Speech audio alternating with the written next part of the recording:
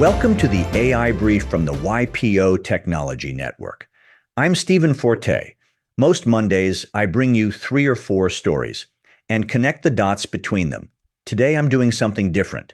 One story, one idea, the full episode, because I believe what I'm about to walk you through is one of the most remarkable shifts AI is bringing to the way companies actually run, and it deserves more than a 2-minute segment squeezed between headlines. Here's what you'll get over the next quarter hour. You'll get a new lens for reading your own P&L, the profit and loss statement you already stare at every month. And I promise the 2 biggest lines on it will look different by the end.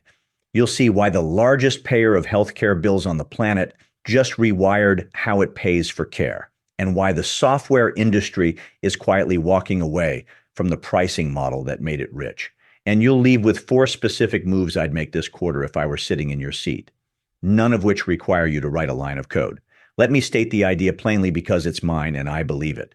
For roughly 100 years, the 2 largest lines on almost every company's P&L have been fixed costs: payroll and software. You hire a customer support team and you pay them whether they handle 10 tickets or 10,000.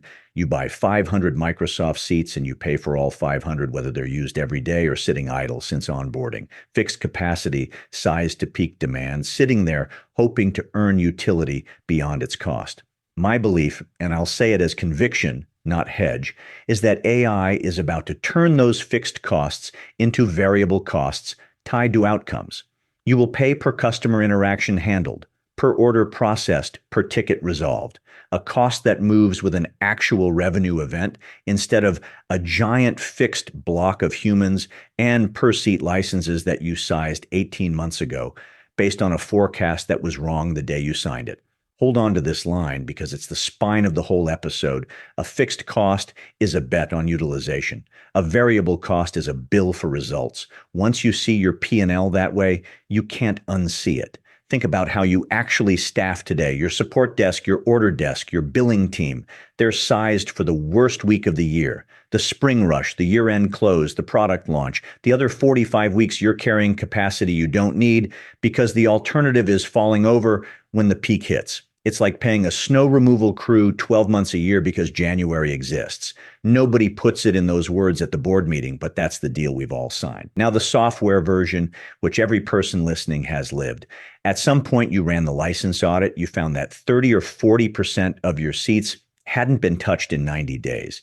You brought it to the vendor at renewal, and the vendor's proposed solution to your unused seats was a volume discount on more seats. There's one cost on your P&L that already works the way I'm describing, and it's worth noticing: credit card interchange. Nobody loves handing 2.5% of every transaction to the card networks, but nobody convenes a crisis meeting about it in a downturn either, because it only shows up when revenue does. It scales down automatically. It is, in the truest sense, a cost tied to an outcome. My argument today is that people-shaped work and software are both headed toward exactly that shape. And this is not a futurist talk. I have 2 proof points, both live, both verified, both from this past week, one from the largest payer in the world, one from the heart of the software industry. Start with healthcare. On July 5th, just yesterday, the Centers for Medicare and Medicaid Services, CMS, the federal agency that runs Medicare, the government health program covering Americans over 65, and the single largest payer of healthcare bills anywhere on earth, went live with something called the Access Model. It's a voluntary 10-year program focused on chronic conditions: high blood pressure, diabetes, chronic joint and muscle pain, depression. Roughly 150 organizations were accepted into it. And here's the part that matters for this episode. Those organizations get paid only when their patients hit measurable health goals, not per visit, not per procedure, per outcome. One of the accepted participants is a company called Pair Team, which coordinates care for complex patient populations. Pair Team runs an AI voice agent named Flora that checks in on patients between visits, medication reminders, symptom checks, the unglamorous follow-through that determines whether a chronic condition stays managed. Pair Team is already reporting 52% lower emergency department use and 26% fewer inpatient admissions among the patients it manages. Those aren't engagement metrics from a marketing deck. Those are the exact outcomes Medicare now writes checks against. Step back and look at what just happened. Medicare has spent 60 years paying for activity and then auditing the activity afterward. This week, it started paying for results. It only took the entire history of fee-for-service medicine to get there. Here is my read. The headline is not, "Government tries value-based care again." Versions of that experiment have run for over a decade with mixed results. And if you have healthcare exposure, you've watched them stall. The headline is that outcome-based payment finally has a delivery mechanism whose cost is variable. A human care manager can call 30 patients a day. An AI agent can call 30,000, and each call costs pennies and scales precisely with the work. Outcome contracts used to be terrifying for the provider because costs were fixed while revenue was contingent. You paid the nurses whether or not the blood pressure numbers came in. AI collapses that mismatch. That is why this version might stick where the previous one stalled. And give CMS honest credit for one thing, a 10-year commitment. That is not a pilot designed to be quietly canceled after the next budget cycle. That's an infrastructure decision. Now, the second proof point from the industry that sells you your other giant fixed cost, Salesforce, the biggest maker of customer relationship software in the world, and arguably the company that perfected the per-seat subscription, sells an AI agent product called Agentforce, which handles customer service work on its own. Here's the pricing: $2 charged only when the AI agent fully resolves a customer service ticket without help. If a human gets looped in, no charge. If the customer walks away unsatisfied, no charge. $2 per resolution, not per user, not per month, not per seat. Sit with that for a second. For 25 years, the SaaS model, the software as a service, the per user, per month subscription that runs most of your stack, has been the software industry's crown jewel.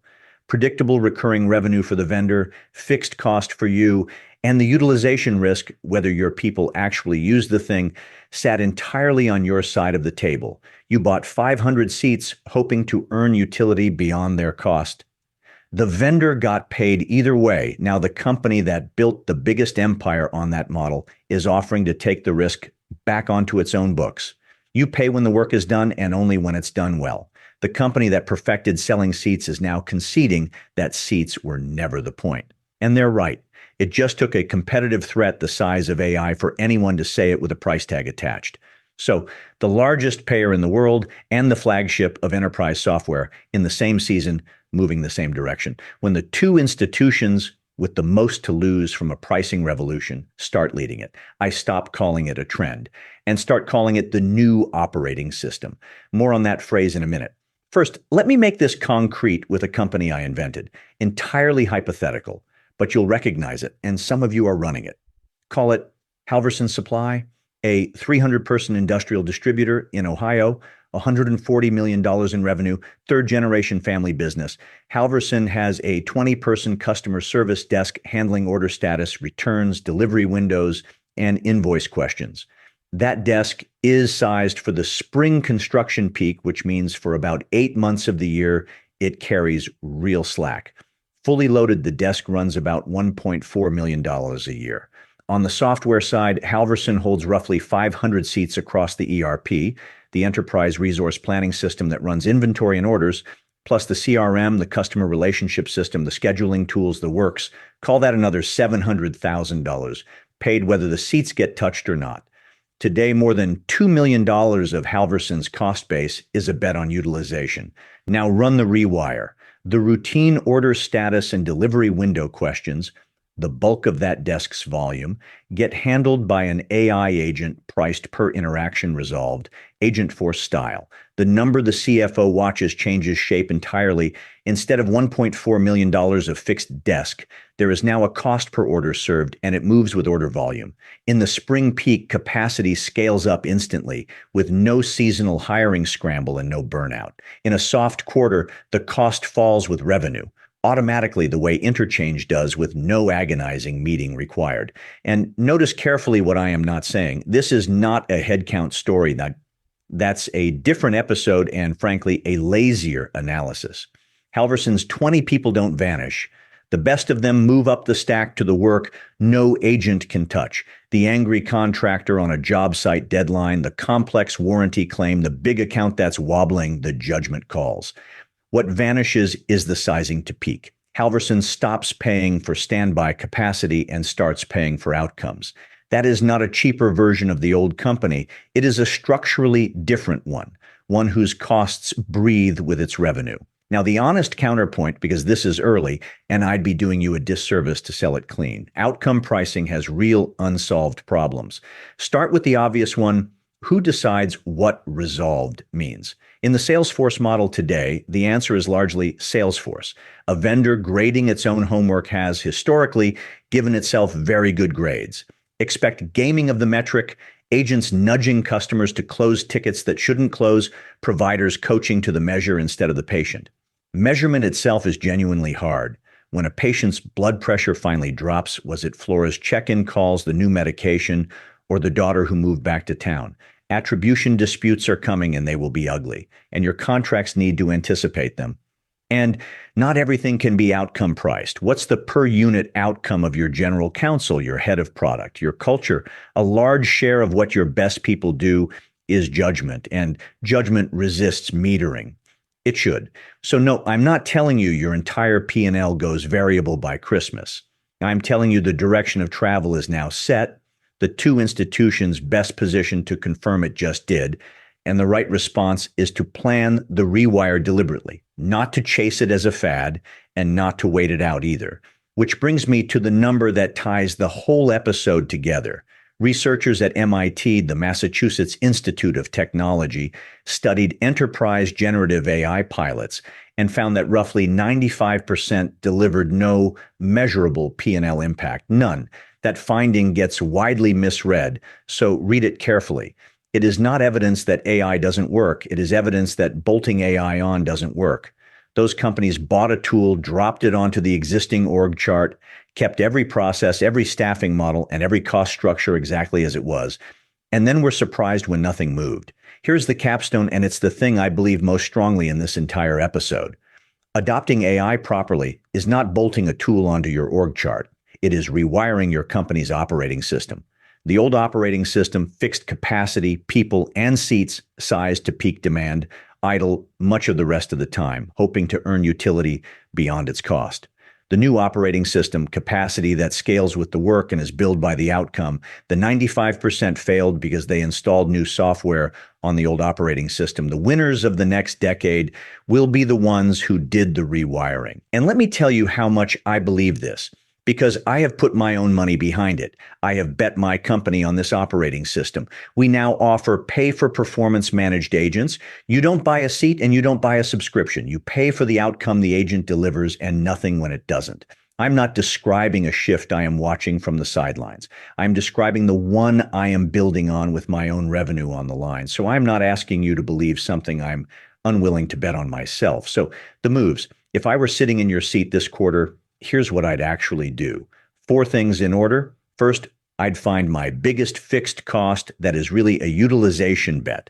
Pull the P&L, find the largest line that exists because you sized for peak, a support desk, a back office function, a software estate, and ask one question of it: what outcome is this cost actually buying, and could that outcome be metered? You don't have to act on the answer yet. You do have to know it. Second, I'd work the renewal calendar. Every software contract coming up in the next 12 months, I'd ask the vendor in writing for consumption-based or outcome-based terms.